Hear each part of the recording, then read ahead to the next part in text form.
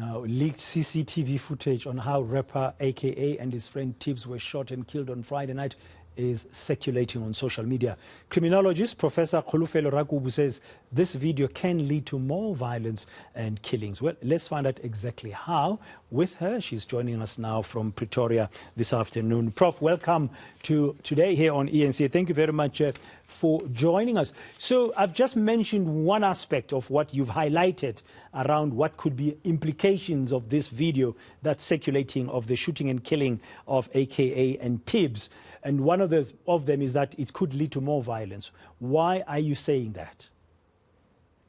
Thank you and good day to the viewers. I'm saying that because now we're inviting multiple judges and millions of investigators. That kind of video should be handled with carefully so.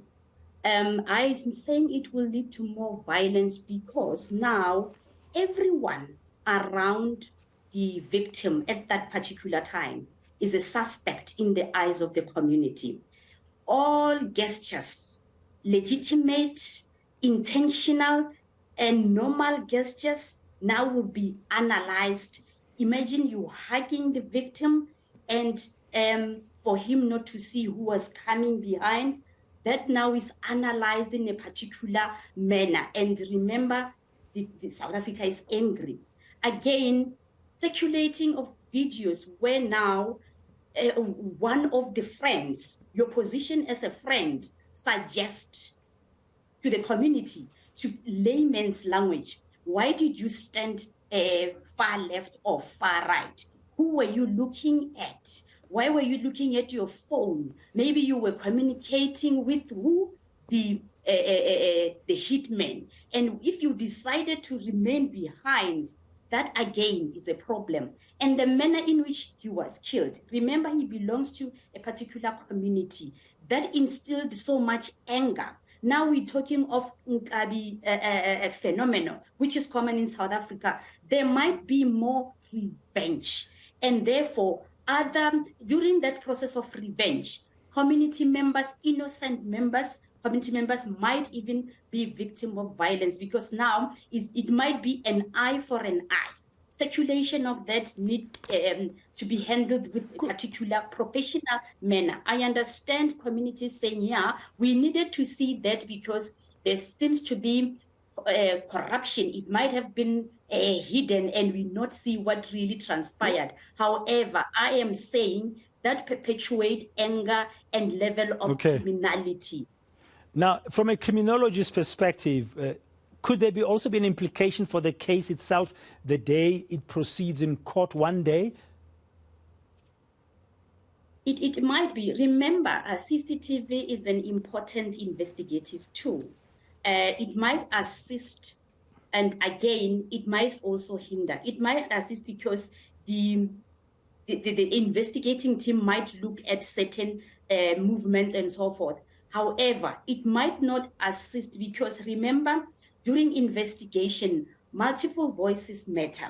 And again, investigators as well, their judgment, their views, their experience will be questioned. You arrive at a particular conclusion, community will be satisfied because you refuse to look at a particular angle. Remember now you are investigating with the whole of South Africa, and that video will play a very critical part of what really transpired.